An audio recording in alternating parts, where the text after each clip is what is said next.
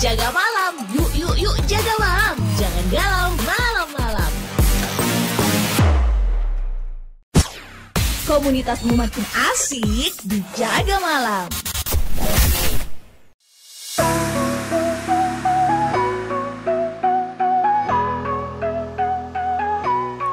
Nah, selamat malam teman Pro 2. Senang sekali rasanya Alfi kembali menemani teman Pro 2 semua di Pro 2 Jaga Malam. Dan sebelumnya mau menyapa teman Pro 2 mungkin yang hari ini, yang malam ini mendengarkan lewat frekuensi 94,6 di Pro 2 FM Sumeneb atau di channel YouTube-nya RRI Sumeneb.net.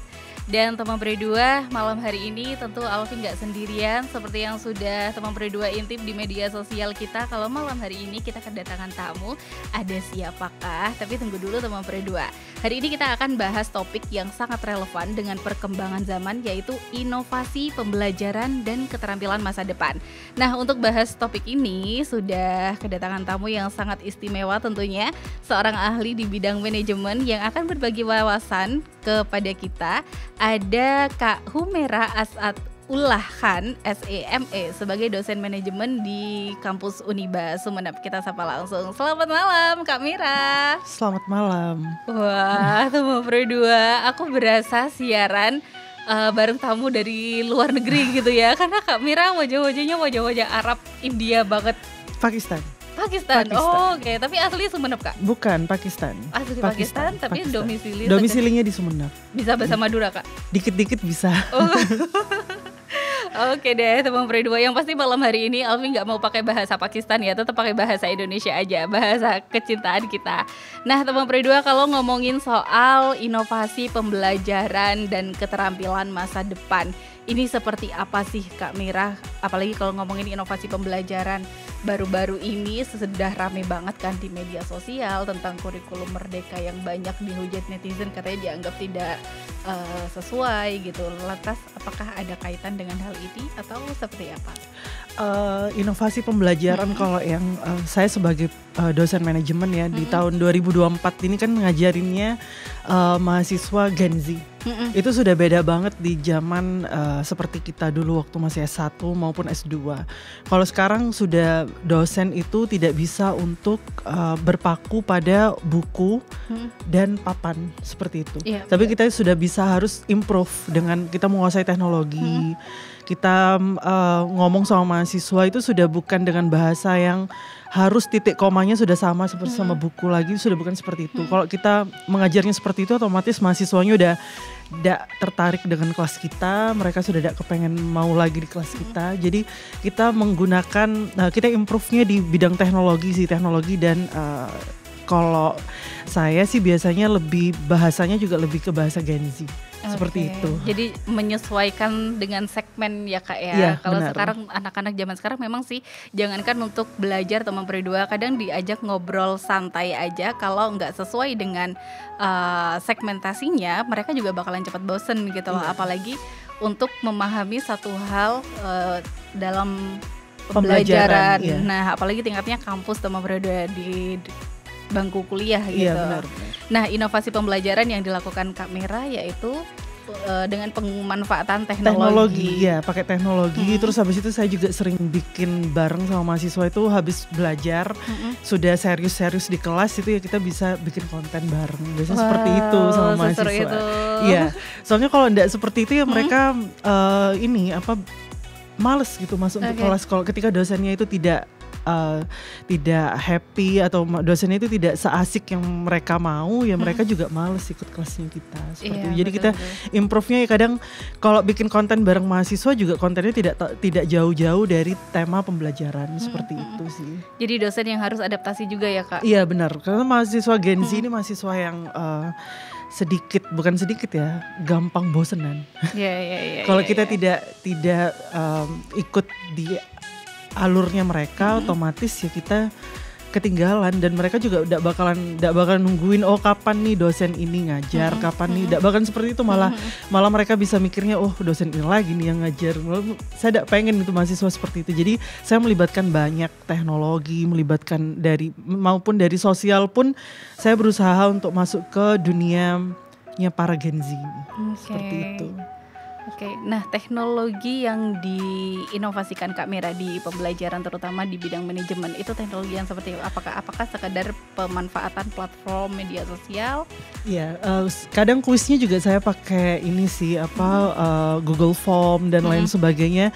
Terus mereka juga sering saya kasih game seperti itu yang tinggal scan barcode terus habis itu mereka main game di situ. Kayak gitu. Jadi mereka itu udah bosen dengan adanya pembelajaran. Oke, jadi bukan pembelajaran seperti konvensional yang sekedar menyampaikan materi gitu aja ya Kak? Kalau seperti itu ya sudah bukan zamannya lagi. Mereka malah lebih tidak ngerti mereka untuk belajar kan. Kalau kita, ya memang teori sih memang teori, tapi tidak melulu teori itu harus titik komanya sama dengan yang di buku kan. Malah mereka juga bisa mengimprovekan dengan menggabungkan omongan dari beberapa ahli, beberapa artikel, itu malah saya lebih seneng. Kalau penggunaan teknologi di kelas saya, baik itu HP maupun laptop, saya persilahkan. Yang penting jangan tiba-tiba di tengah pembelajaran mereka tiba-tiba balas WA aja gitu. Kan ketahuan juga kan, tiba-tiba ketikan tangannya itu sudah berbeda gitu kan, ketahuan juga. Tapi biasanya mahasiswa di kelas saya ketika mereka megang HP maupun mereka pegang laptop, otomatis mereka itu sudah menjadi mahasiswa yang aktif. Ketika ditanya juga, mereka tidak, bahasannya bukan bahasan 20-30 tahun yang lalu. Boleh ditanya kepada mahasiswa di kelas saya ketika mereka berdiskusi, selalu bahasannya yang happening, yang terjadi maupun di Indonesia maupun di dunia ini yang terbaru. Seperti itu. Oke, jadi kalau menurut Kak Mira sendiri, penting gak Kak untuk inovasi pembelajaran ini di zaman sekarang di tengah era teknologi digital? Oh, penting sekali. Kalau kita terpaku sama buku cetak ya, buku cetak itu kan 10 tahun, 15 tahun mungkin baru nyampe ke kita. Karena kan kita juga tinggalnya kan agak jauh ya dari pusat kota. Iya, betul. Itu. Tapi kalau kita menggunakan platform seperti, kecuali Wikipedia ya. Kalau Wikipedia saya agak melarang mahasiswa saya menggunakan Wikipedia. Karena apa Kak? Ya penjelasannya kadang kurang kurang greget aja gitu kalau kita menggunakan. Bukan berarti Wikipedia tidak ini, tapi saya lebih menyarankan mereka untuk membaca jurnal-jurnal terdahulu. Termasuk saya juga banyak kok jurnal yang sudah publish di bidang manajemen keuangan, boleh dibaca sama mahasiswa ketika saya memberikan pelajaran tentang financial management. Mahasiswa saya arahkan untuk membaca jurnal saya di Google Scholar seperti itu. Dan mahasiswa sekarang juga mereka ketika mempresentasikan sesuatu, mereka juga bacanya dari jurnal gitu. Ya dari jurnal itu mereka nanti improve, terus mereka gabungkan dengan teori-teori yang ada di buku. Kalau di perpustakaan Uniba Madura kan sudah lengkap sekali. Salah satu yang terlengkap di Madura bahkan ya. Wow. Jadi ya itu mahasiswa sering banget ke rata-rata sih mata kuliah saya mereka ke perpustakaan. Wow. Gitu. Oke. Berarti di kelasnya Kak Mira gak cuma pembelajaran menyampaikan materi atau diskusi, tapi ada praktik juga gak Kak? Praktiknya iya, tergantung moodnya mahasiswa ya, dan tergantung kebutuhan nilainya mahasiswa juga. Praktiknya juga, praktiknya kita diskusi sih biasanya. Diskusi, dan diskusi itu melibatkan ya teknologi yang digunakan. Jadi diskusinya tidak kaku harus dari buku seperti itu. Apakah ada tantangan Kak selama menerapkan inovasi pembelajaran di era zaman sekarang, apalagi menghadapi Gen Z yang kadang banyak maunya juga, tapi Gen Z ini bisa dibilang super kreatif dibandingkan generasi sebelumnya. Iya, kalau tantangan sejauh ini saya sudah hampir mau 6 tahun menjadi dosen di Uniba? Iya, di Uniba. Wow, dari 2019 saya jadi dosen. Kalau tantangan sebenarnya dari segi pendidikan kan agak berbeda ya. Kita kita men-treat mahasiswa yang ada di daerah dengan mahasiswa yang ada di kota besar itu kan berbeda. Jadi ya kita menyesuaikan aja dengan suasana kelasnya sih biasanya seperti itu. Kalau dari segi teknologi, cuma kadang-kadang kan tidak semua mahasiswa memegang gadget yang super canggih. Jadi ya kita sebagai dosen ya jangan terlalu kayak ini harus dengan aplikasi yang ini yang terbaru, ya enggak juga gitu. Ketika mahasiswa bisa mereka me-improve dirinya tanpa, misalnya ada satu dosen ngasih aplikasi yang HP maupun laptopnya tidak mendukung, ya mereka bisa improve dengan aplikasi lain, itu harusnya tidak usah dilarang ya. Bagi saya itu tidak usah dilarang. Biasanya tantangannya cuma ya kadang di gadget-gadget itu aja sih mahasiswa. Cuma kalau kuliahnya di Uniba Madura, kalau terkait masalah tidak punya laptop dan lain sebagainya itu sudah ada di perpustakaan, udah disediakan. Jadi mahasiswa itu bisa kerja tugasnya di perpustakaan. Ada Fasilitasnya ada, komputernya sekitar kurang lebih hampir 10-an unit kalau di perpustakaan. Belum lagi di lab-labnya itu bisa dipakai kok untuk mahasiswa. Jadi tidak ada alasan mereka tidak bisa ngerjain PowerPoint seperti itu. Oke, teman peri 2 tadi sudah dijelaskan ya sama Kak Mira, nggak perlu khawatir kalau misalnya mungkin ada teman peri 2 di sini yang mahasiswanya Kak Mira, nggak perlu khawatir kalau misalnya ada tugas-tugas yang berkaitan dengan inovasi pembelajaran karena semua di kampus Uniba sudah terfasilitasi. Kak, baru-baru ini juga lagi rame banget kan masalah tantangan teknologi. Apalagi banyak anak-anak zaman sekarang itu yang bisa dibilang minim literasi, akhirnya males mikir, solusi yang dipakai adalah AI, ChatGPT. Iya benar. Nah itu seperti apa Kak Mira menghadapi kalau misalnya ngasih tugas nih, terus ada yang setoran, wah ini kopas 100% pakai AI. Ini kan teknologi yang negatif gitu loh Kak, karena bukan untuk perkembangan mahasiswa, justru bikin males. Nah itu seperti apa Kak? Kita tidak bisa ya langsung tiba-tiba harus melarang AI maupun ChatGPT. Mau seketat apapun, lebih pinter Gen Z sih menurut saya. Mereka bisa memanipulasi itu menjadi seolah-olah itu kerjaannya mereka, tapi tetap ketahuan kok. Ya kita harus tidak bisa melarang perkembangan zaman. Mau tidak mau kita harus berjalan beriringan dengan perkembangan zaman. Kalau artificial intelligence atau kecerdasan buatan ini AI digunakan di tempat yang baik, saya rasa berguna juga untuk perkembangan SDM-nya.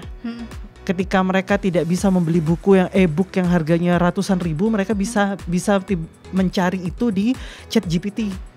Sebenarnya tidak masalah juga sih kalau digunakan yang baik. Tapi kalau tiba-tiba mereka tidak mau ngerjakan tugas, langsung pakai ChatGPT dan AI, wah itu harus dikasih double malah tugasnya harusnya ya.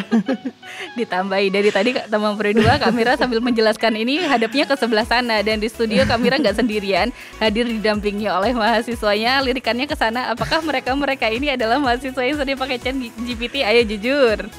Oh enggak, kalau mereka ini bukan. Wow. Bukan tipe-tipe yang pakai ChatGPT. Wow, patut di ini ya teman peri 2, karena memang banyak betul yang mau lebih memilih jalan pintas gitu.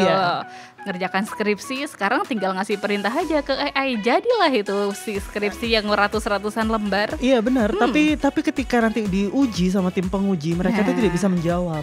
Jadi langsung ketahuan kalau misalnya paragraf ini, oh ini sudah pakai ChatGPT maupun pakai AI. Itu sudah seperti itu.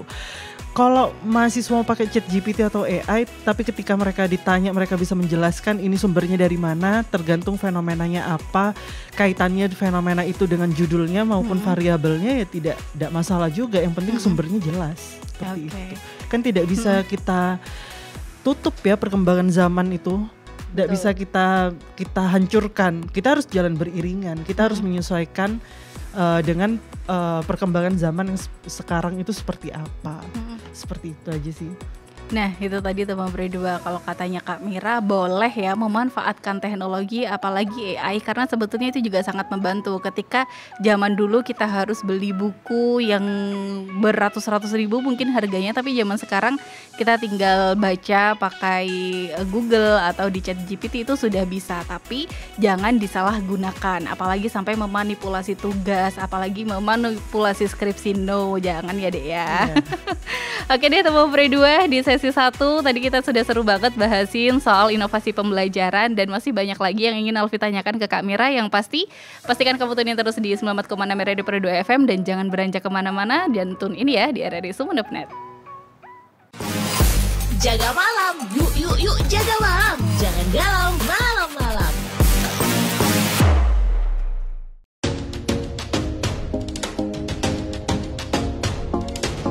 Di era disrupsi dewasa ini, RRI berupaya memperkuat diri dengan menghadirkan kontennya secara multi-platform untuk memastikan pelayanan kepada publik secara lebih optimal. Kini, RRI bukan hanya dinikmati melalui radio, melainkan juga portal berita online, platform digital, media sosial, dan juga komunitas yang selama ini meramaikan berbagai kegiatan offline di RRI.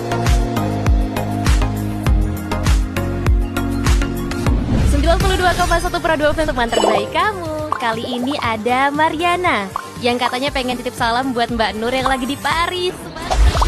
Walah Mar, aku krungu lo salamu, tombo kangen. Samo-samo.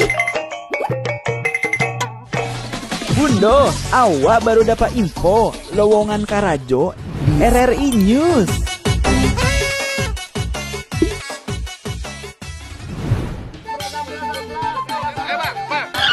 Nyanyi lagu apa kita, Pace? RRI Digital saja toh.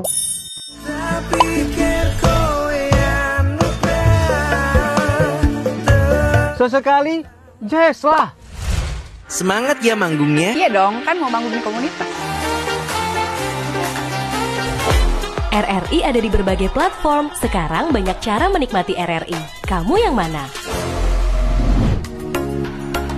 5 pilar RRI yang terdiri dari radio terestrial, portal berita online atau RRI News, platform digital yang bernama RRI Digital, media sosial dan komunitas yang menjadi andalan RRI selama ini adalah pilihan strategi RRI untuk menghadirkan konten di era disrupsi media serta untuk memastikan keberadaan RRI yang terus memiliki relevansi bagi masyarakat. Berita online RRI News memiliki tren pembaca yang semakin meningkat. Dengan posisi di peringkat 40 besar, dari ribuan berita online secara nasional, RRI News memiliki profil pembaca yang beragam, baik dari segi usia maupun kategori paling banyak dibaca. Portal ini memiliki lebih dari 80 microsite yang tersebar di banyak daerah, dari Sabang sampai Merauke. RRI News siap menjadi mitra pembangunan di daerah Anda, menyampaikan informasi pembangunan kepada masyarakat. Publik memerlukan berbagai informasi tentang program dan kebijakan daerah untuk mengetahui kinerja jalannya pemerintahan. Sementara pemerintah daerah memerlukan opini dan aspirasi masyarakat sebagai strategi merumuskan kebijakan. Dengan keterlibatan diseminasi informasi oleh RRI yang hadir secara multi-platform, akan membuat komunikasi pemerintah daerah kepada masyarakatnya berlangsung secara lebih efektif dan sangat mendukung pemerintah daerah. Ada sejumlah alasan mengapa RRI News layak menjadi mitra pembangunan pemerintah daerah. RRI bersifat tidak komersial. RRI selalu mengembangkan jurnalisme konstruktif dan verifikatif yang senantiasa berupaya menghindari disinformasi atau hoax. Brand RRI telah dikenal oleh masyarakat luas. RRI memiliki jaringan secara nasional, lebih dari 70 satker dan 80 portal rri.co.id atau RRI News. RRI berbasis media multi-platform yang jauh lebih kuat dan efektif dari media lokal dimanapun. Kerjasama RRI News dengan pemerintah daerah dilakukan dengan melibatkan tim humas dinas terkait sebagai pengisi berita kanal Info Pemda di RRI News.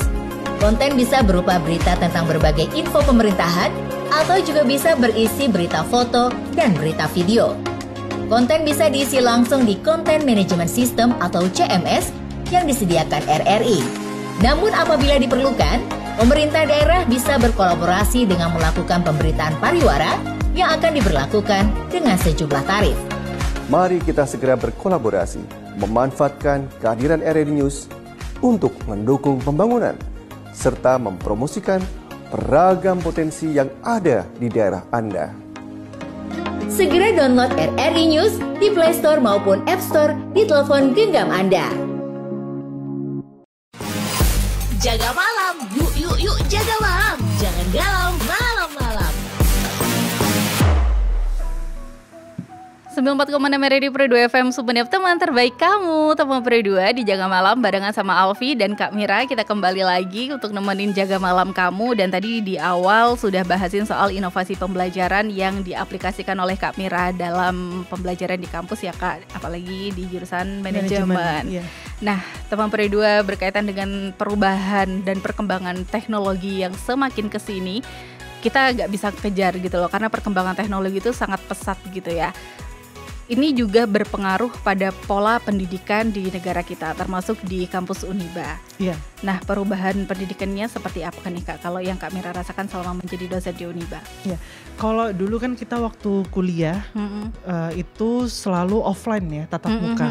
Tapi ketika kemarin jadi dosen, terus apalagi ada pandemi yang di tahun 2019 yang mengharuskan kita tiba-tiba banget berubah polanya dari offline harus jadi online, itu kan awalnya berat ya, karena memang kita tidak pernah melalui itu. Tapi mau tidak mau kan memang kita saat itu dipaksa untuk menggunakan, saat itu ya dalam tanda kutip ya, dipaksa untuk menggunakan teknologi seperti Zoom, terus Google Classmeet dan lain sebagainya. Tapi seiring perkembangan zaman sekarang malah blended learning ini, penggunaan teknologi online maupun offline di dalam dunia pendidikan itu sudah hal yang biasa. Malah blended learning ini menjadikan suatu nilai tambah ketika orang ingin mengejar pendidikan misalnya kayak S1 nih, tapi tempatnya jauh banget kayak misalnya di pedalaman. Mereka sudah bisa mengambil kelas online S1 di beberapa universitas yang menerapkan blended learning ini, yang menerapkan sistem kelas tatap muka maupun online. Mereka sudah bisa. Jadi kayaknya penggunaan teknologi yang di bidang pendidikan yang sekarang ini sudah bisa mulai menjangkau masyarakat yang kesulitan untuk bersekolah, misalnya S1 nih, S1 betul. Itu ya seperti itu, ke pelosok pedalaman mereka sudah bisa menjangkau ya, meskipun sinyalnya juga agak-agak ya kita bisa tahu lah sinyalnya seperti apa. Tapi saya rasa dengan penggunaan sistem seperti ini, istilahnya itu bisa mendapatkan pendidikan yang sama rata. Karena kan dosennya juga ya seperti kita sekarang ini, podcastnya di sini, tapi ada TV juga kan. Berarti bisa on air melalui pendengaran, audio dan visualnya. Sama juga seperti penerapan di S1, mau S2 maupun S3 di beberapa universitas di Indonesia maupun di luar negeri. Mereka juga sudah menerapkan seperti studio ini juga. Jadi dosennya belajar untuk mahasiswa yang offline di sebelah sana, mahasiswa online di sebelah sini. Itu sudah hal yang bukan hal yang tabu lagi seperti itu. Jadi memang pandemi kemarin banyak memberikan pelajaran baru dan tantangan baru ya teman Pre2 tentunya, dan pada saat itu kayak ngerasa semakin terasa gitu loh kalau perkembangan teknologi ini sudah di luar nalar. Iya, benar. Apalagi untuk daerah-daerah pedalaman yang dituntut katanya Kak Mira tadi untuk tetap mengikuti pembelajaran online karena pandemi, ya mau nggak mau harus punya gadget, mau nggak mau harus mengikuti perkembangan zaman gitu teman Pre2. Nah, hal-hal seperti ini saya ada pengalaman sedikit tentang mahasiswa saya waktu tahun 2020 awal kan, beberapa mahasiswa saya itu di pulau ya. Mereka itu sampai pergi ke pinggir pulau, entah pinggir pulau atau agak naik gitu. Mereka itu demi dapat sinyal itu sampai pergi ke sana. Wah. Demi dapat sinyal. Mereka bilang itu pemancarnya di dekat daerah sana, Ibu. Jadi kita itu kuliah ya di sana. Jadi ada kayak rombongan beberapa kelompok mereka datang hanya untuk belajar online seperti itu. Karena di pulau kan sinyalnya mungkin tidak seperti kita di sini yang sinyalnya udah kenceng lah. Di pulau itu pasti. Jadi ketika saya tanya sama mahasiswa di Zoom, kan kita ada di sesi diskusi, itu kadang omongannya kayak robot nyampenya ke kita. Iya. Jadi kan kita tidak bisa apa karena kan tergantung dari sinyalnya. Seperti itu sih, Mbak. Nah, itu juga salah satu tantangan dalam inovasi pembelajaran. Iya, benar. Mungkin ini juga jadi PR pemerintah sih, bagaimana pemerataan sinyal ini tadi atau jaringan agar bisa mendukung pembelajaran ya teman Pre2. Oke deh, tapi ada solusi sebetulnya, tapi agak mahal ya, pakai Starlink. Nah, itu sekarang sudah menjangkau kemana-mana tuh. Iya, tapi budgetnya lumayan ya. Nah, oke deh.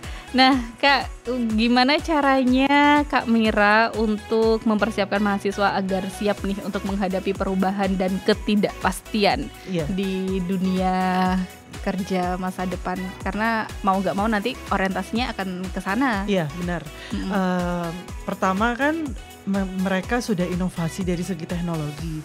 Karena kita bukan dosen teknik, Kita Ya. dosennya manajemen, ya mau tidak mau kan inovasinya agak berbeda nih dari dosen-dosen yang teknik. Terus kalau saya biasanya saya juga melatih soft skill mahasiswa, karena mau seberapa canggih pun teknologi itu kan dikendalikannya juga sama manusia kan. Manusia kalau tidak punya kecerdasan, manusia tidak punya inovasi, tidak akan jadi teknologi itu. Jadi ya kita mengasah soft skill mahasiswa itu dari segi kreativitasnya, dari segi mereka memecahkan masalah seperti itu. Kalau diskusi itu sudah melatih soft skill mahasiswa dalam mereka itu memecahkan masalah. Jadi saya sering banget menganalogikan mahasiswa seolah-olah mereka itu CEO-nya, mereka itu direktur utamanya, mereka itu manajer investasinya. Jadi dari pembelajaran seperti itu mereka sudah bisa mengasah kemampuan mereka untuk memecahkan masalah di suatu perusahaan, meskipun itu hanya simulasi. Seperti itu. Oke. Nah, tadi ngobrolin soal ini Kak Mira, Alfi langsung kepikiran ke prodi manajemen keuangan. Iya. Tapi sebetulnya di prodi itu nggak cuma bahas finansial aja ya Kak. Ada base manajemen yang sebetulnya sangat penting banget untuk diterapkan di kehidupan zaman sekarang. Iya. Prodinya sebenarnya manajemen ya. Tidak ada prodi yang konsentrasi apa-apa. Konsentrasi itu nanti ketika mereka skripsi mengambilnya maunya yang marketing, MSDM atau finansial. Kebetulan saya orang S1 S2 saya di manajemen keuangan. Jadi ya saya ngajarnya di Uniba Madura ya tentang keuangan maupun bisnis internasional, karena sertifikasinya juga ekspor impor. Sertifikasi ekspor impor yang ngajarnya ekspor impor maupun bisnis internasional. Ya seperti itu, ketika saya bisa saya sendiri mengembangkan inovasi pembelajaran saya tidak hanya di manajemen keuangan tapi juga di sertifikasi ekspor impor, ya mahasiswa juga harusnya seperti itu. Mereka bisa mengembangkan inovasi kepeminatan mereka itu di mana, misalnya di e-bisnis. Ya itu nanti diajarin tentang bisnis yang sifatnya elektronik maupun online. Itu nanti ada mata kuliahnya sendiri-sendiri di semester 7. Dari 6, 7 itu sudah diajarin mahasiswa. Nah, bahasin tadi soal ilmu yang dimiliki oleh Kak Mira di ekspor impor, manajemen keuangan dan lain-lain. Nah, sebagai dosen di Uniba yang notabene sudah 6 tahun ngajar di Madura, dan mahasiswanya mungkin kebanyakan juga mayoritas warga Madura, warga lokal ya Kak? Iya, warga Madura sama kepulauan. Bagaimana Kak Mira melihat potensi di Uniba, termasuk di wilayah Sumenep itu sendiri, wilayah Madura, untuk pengembangan bisnis semacam itu Kak? Luar biasa sih.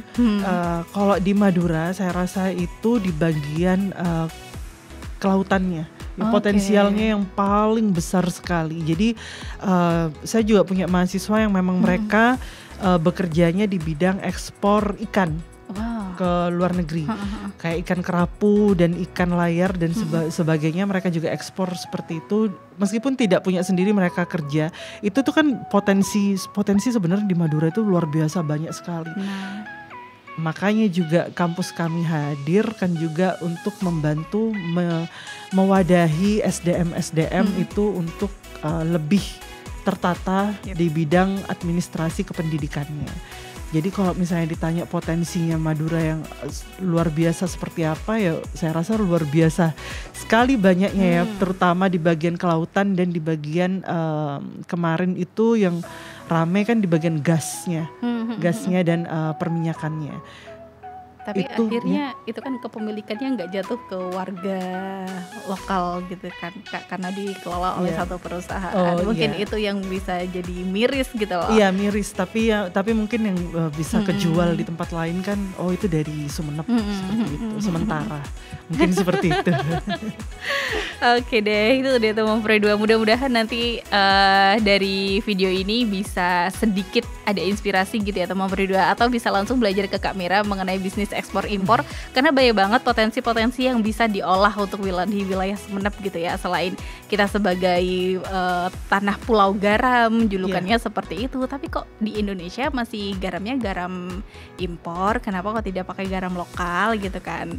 Dan ya, setahu saya kalau memang garam Indonesia ini kan dibikinnya dari air laut. Iya. Ya, kalau air laut itu tidak begitu tahan lama seperti garam yang ada di luar negeri. Kalau di luar negeri kan mereka dari pegunungan, garam gunung. Itu tingkat airnya itu berbeda dengan garam laut. Jadi dengan kebutuhannya yang masing-masing tuh, ketika mereka masak juga perlunya pakai garam yang mana. Kalau di Indonesia rata-rata memang pakai garam laut. Mungkin di Sumeneb ya pakai garam laut, tapi kalau di kota-kota besar mereka sudah pakai garam Himalaya, garam segala macam garam, pink garam dan lain sebagainya. Itu kebutuhan garam itu berbeda-beda sih menurut saya. Ya tergantung masyarakatnya mau pakai garam yang mana nih, garam laut atau garam gunung.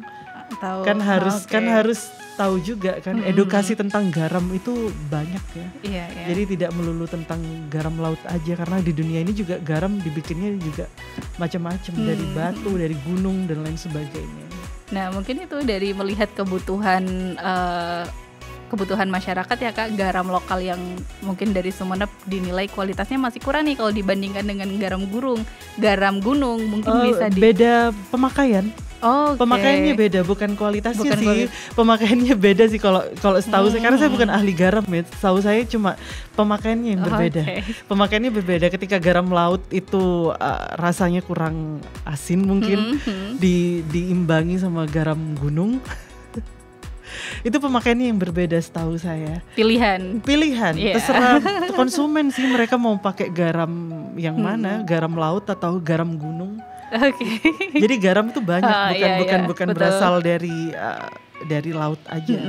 Jadi tadi Alfi bandingkannya bukan apple to apple ya teman berdua. Oke deh, kita balik lagi bahasin soal inovasi pembelajaran dan keterampilan masa depan. Nah Kak Mira, keterampilan masa depan apa aja sih yang perlu dimiliki oleh anak-anak teman-teman Gen Z zaman sekarang, terutama di bidang manajemen itu sendiri? Iya, pertama yang tadi sudah kita bahas itu yang panjang sekali tentang keterampilan teknologinya. Pertama itu sudah penting sekali, setidaknya ya jangan sampai ada lagi lah ketika mahasiswa disuruh bikin akun yang menggunakan email, mereka masih bilang saya tidak punya email. Jangan sampai ada yang begitu lagi. Ketika mereka ditanya email itu apa, alamat emailmu apa, mereka tidak tahu, mereka tidak bisa menjelaskan, ya jangan sampai itu ada lagi. Jadi kita berusaha meratakan tentang teknologi dari paling basic itu tentang akun email. Itu yang paling basic. Jadi seluruh mahasiswa itu sudah harus punya akun email dan mereka juga diwajibkan ingat passwordnya biar operatornya itu tidak pusing nyariin passwordnya mereka. Paling puyeng kan itu ketika mahasiswa ingat akun emailnya tapi lupa sama passwordnya. Itu paling basic banget, itu diajarin tentang email. Lalu dari situ nanti mereka dibikin akun. Mereka punya siakat sih kalau di kampus kami. Siakat di kampus kami. Jadi sistem KRS-nya itu sudah bukan datang lagi ke dosen centang satu-satu, tanda tanganin satu-satu, sudah bukan seperti itu lagi. Tapi mereka sudah menginput mata kuliah yang ingin mereka ambil langsung online. Jadi ketika mereka sudah input, kita sebagai dosen wali, kita hanya memvalidasi itu. Divalidasi dan dilihat dulu IPK-nya mereka itu sesuai enggak dengan SKS yang mereka ambil, kayak gitu. Dan kita itu juga bisa mengecek mata kuliah yang wajib tapi mereka berusaha untuk loncatin gitu. Jadi ada mata kuliah wajib yang itu tidak bisa diloncatin, harus ngambil mata kuliah itu baru bisa ngambil mata kuliah selanjutnya. Kita bisa ngecek di situ, lalu kita bisa memvalidasi itu. Jadi nanti ketika sudah selesai, print out-nya yang dibawa ke dosen wali, baru kita tanda tangani. Beda dengan zaman dulu. Kalau zaman dulu inputnya aja masih manual, masih harus ke dosennya dulu satu persatu. Dosennya lihat dulu IPK-nya.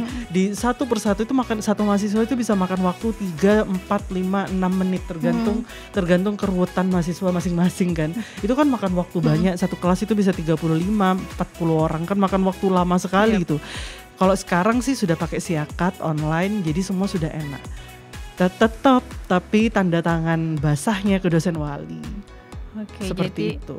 Jadi keterampilan teknologi itu yang paling penting ya teman Peri 2. Mungkin selain teknologi, kamera, soft skill yang tadi saya bilang soft skill itu mahasiswa untuk komunikasinya, keterampilan mereka untuk berbaur dengan masyarakat seperti itu. Karena kan kami mewadahi mahasiswa itu hanya 3,5 tahun, 4 tahun lah. Tapi paling jeleknya banget itu 7 tahun ketika mereka sudah paling terakhir untuk di masa di DO itu 7 tahun.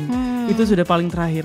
Itu kita mewadahi dari 3,5 tahun sampai paling jelek itu 7 tahun. Setelah itu kan mahasiswa akan dikembalikan lagi ke masyarakat.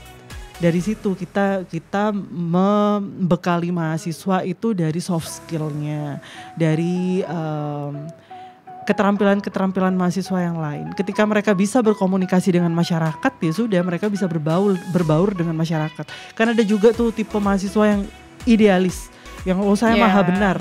Masyarakat itu yang salah, saya maha benar gitu.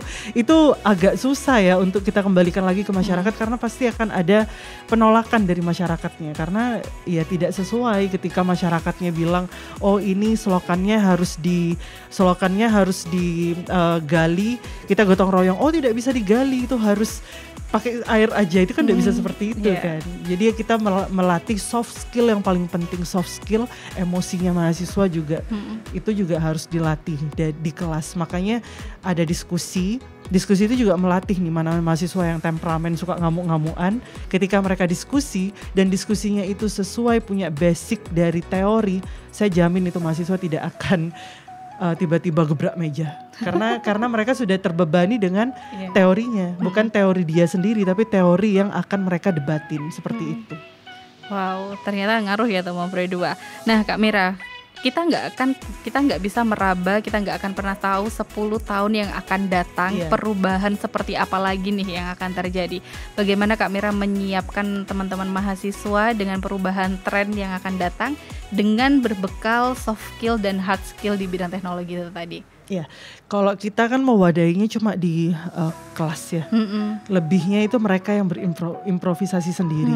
Dan kita mewadahinya ketika kita berdiskusi, jangan bahas hal-hal yang sudah puluhan tahun yang lalu.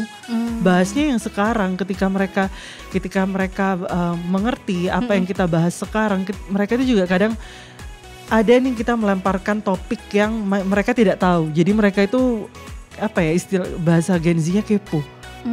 Pengen tahu gitu. Mereka tuh pengen tahu. Jadi mereka tuh cari sendiri. Oh ini tadi itu ibu omong ini apa sih artinya. Jadi mereka tuh improve sendiri, cari tahu sendiri. Jadi tidak ada inisiatif ya. Iya, inisiatif cari tahu sendiri mereka. Jadi tidak ada ceritanya mahasiswa itu wow udah tidak tahu arti istilah ini tuh udah bagi saya kayaknya rasanya udah zaman sih. Apalagi mereka juga 24 jam scrollingnya itu sosial media. Jadi ketika kita melemparkan sebuah pernyataan terus mereka tidak tahu, ya mereka harusnya improve dong. Tidak mungkin kita yang langsung menjelaskan A sampai Z gitu. Karena sekarang dunia itu ada di ujung jari gitu ya. Iya benar, di jempol sih.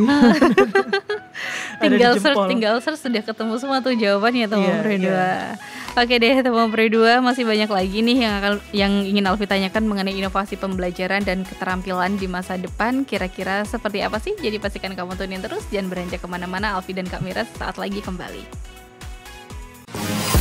Jaga malam, yuk jaga malam. Jangan galau malam-malam.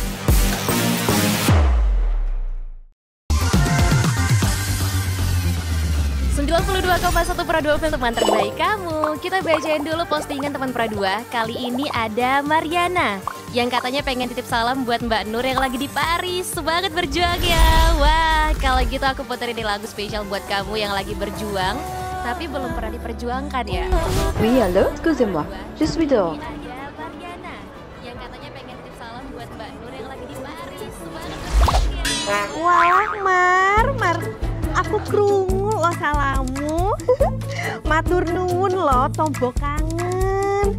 Tak kirimi salam balik neng TikTok ya. Samo-samo.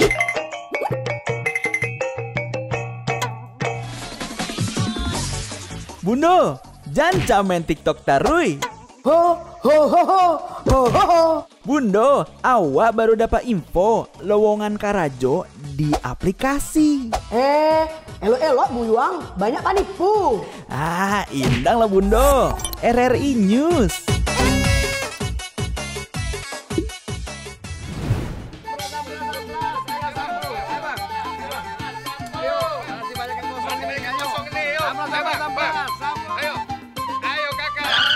Nyanyi lagu apa kita, Pace? RRI digital saja toh.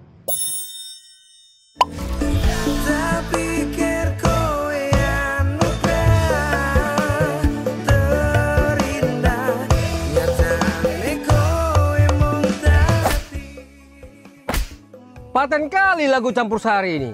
Sesekali jazz lah. Linda, semangat ya manggungnya. Iya dong, kan mau manggung di komunitas.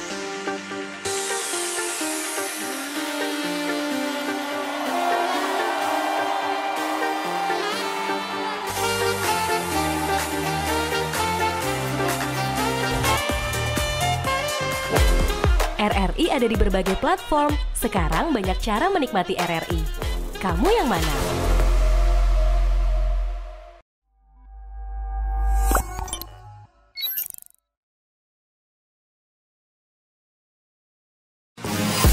Jaga malam, yuk jaga malam. Jangan galau malam-malam.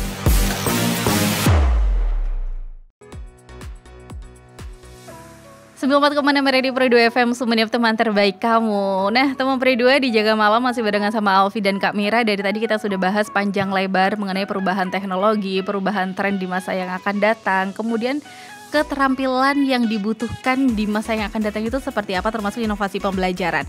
Nah Kak, ngomongin itu tadi, kira-kira dari sudut pandangnya Kak Mira, melihat mahasiswa Kak Mira, sudah berapa banyak mahasiswa yang mengimplementasikan pemanfaatan inovasi pembelajaran dan keterampilan yang dibutuhkan di masa yang akan datang? Kalau ditanya alumni ya kan, ya alhamdulillah kalau mahasiswa saya, kalau saya kan saya juga dosen wali, itu sudah ada beberapa mahasiswa saya yang sudah bekerjanya sudah jauh di luar kota, di kota-kota besar, dan mereka juga udah jadi digital marketing, kerjanya di bidang digital marketing, terus di bidang operator. Ada beberapa mahasiswa saya memang bekerjanya di sana. Di situ kan kalau udah kerja di bidang digital marketing, mereka harus bisa menggunakan teknologi kan. Sudah bukan pakai brosur lagi dibagiin, tapi udah mereka saya lihat beberapa kontennya itu mereka bikin konten tentang menjual sesuatu, itu kan termasuk digital marketing. Itu juga ada pembelajarannya di mata kuliah di kampus kami, ada juga itu. Dan beberapa mahasiswa yang memang bekerja kembali ke kampus kami, itu beberapa mahasiswa lulusan terbaik itu yang bekerja kembali di kampus kami, seperti itu sih Mbak. Oke.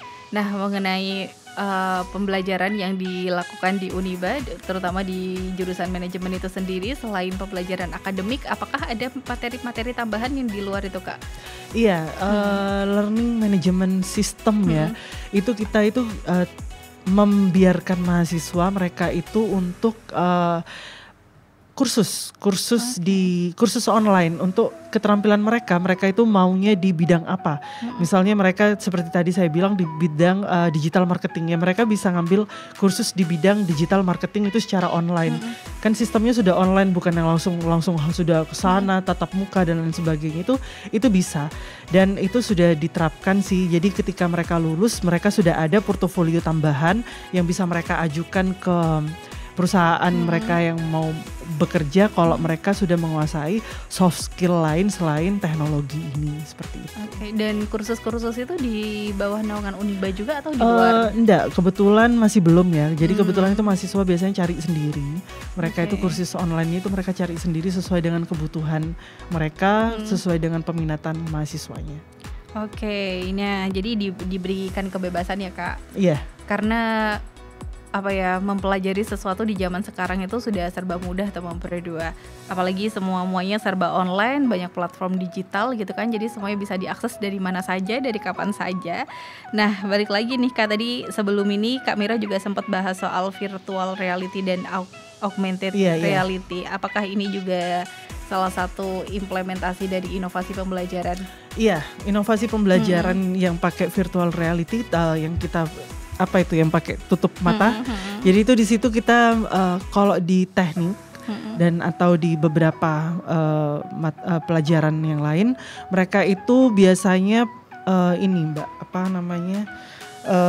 menyeolahkan kayak itu perusahaan, mereka karyawannya di situ. Tapi itu pakai VR aja sih.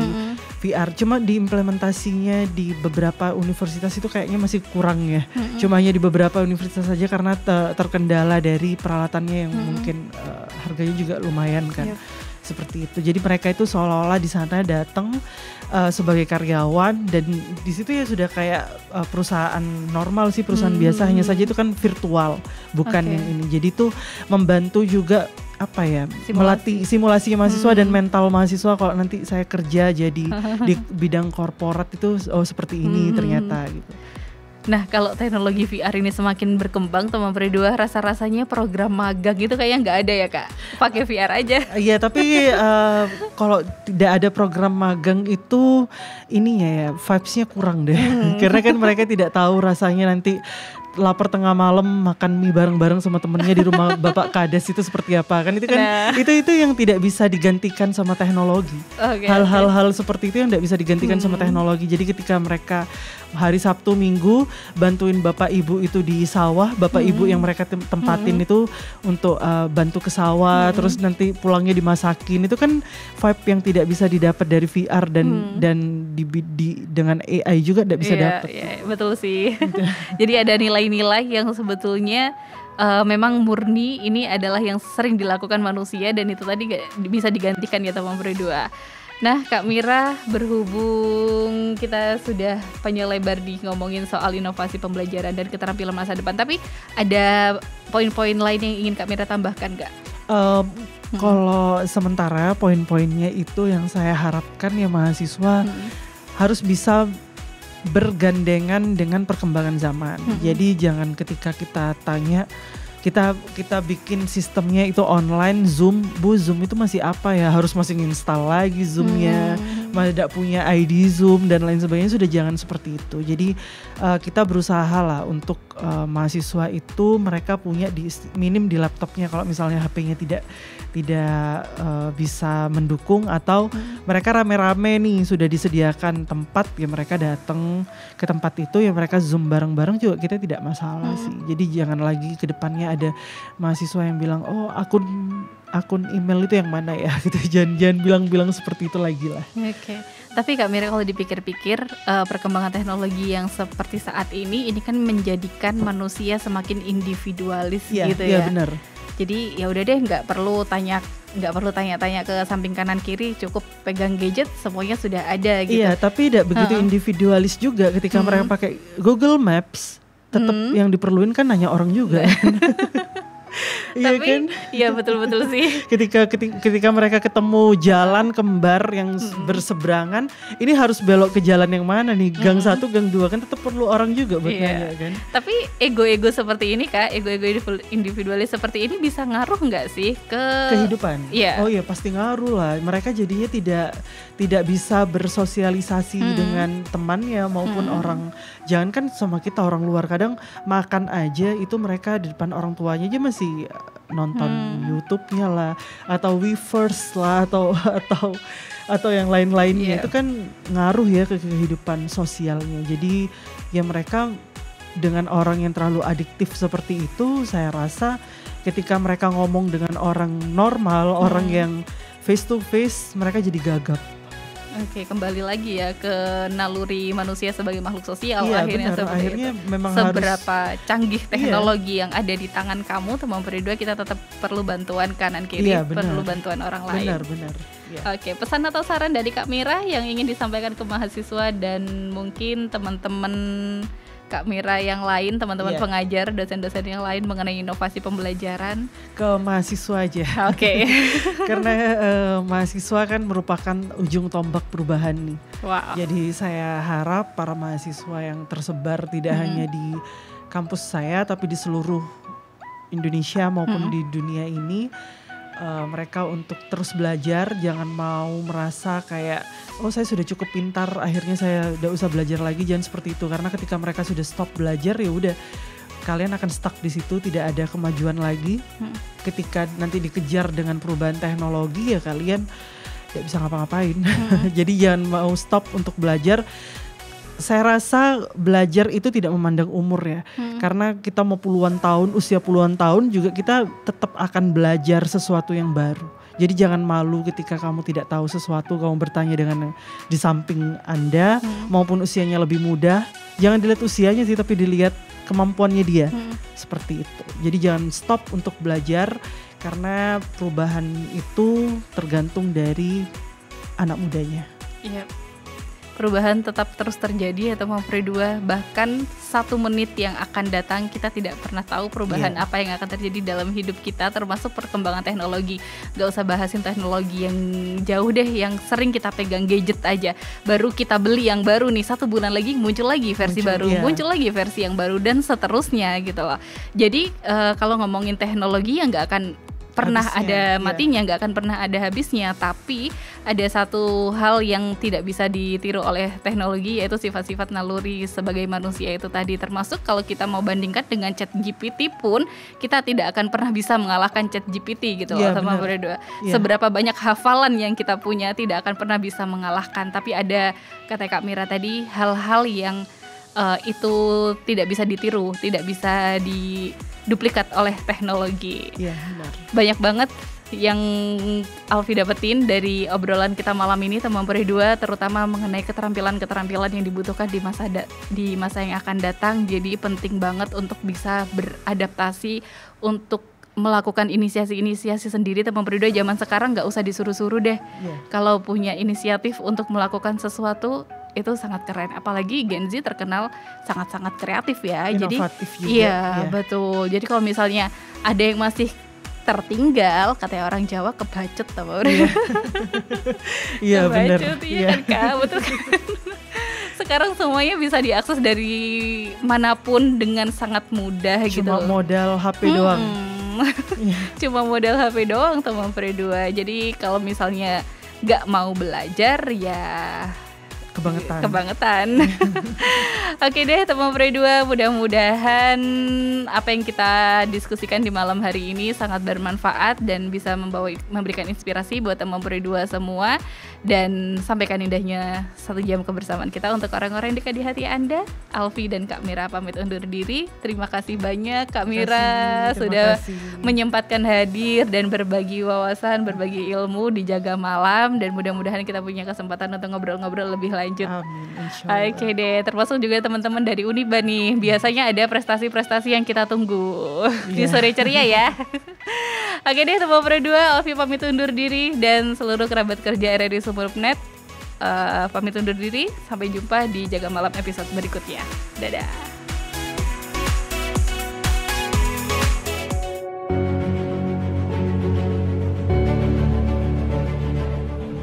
Sehat selalu mentalmu, sehat selalu fisikmu. Sampai jumpa di Jaga Malam berikutnya.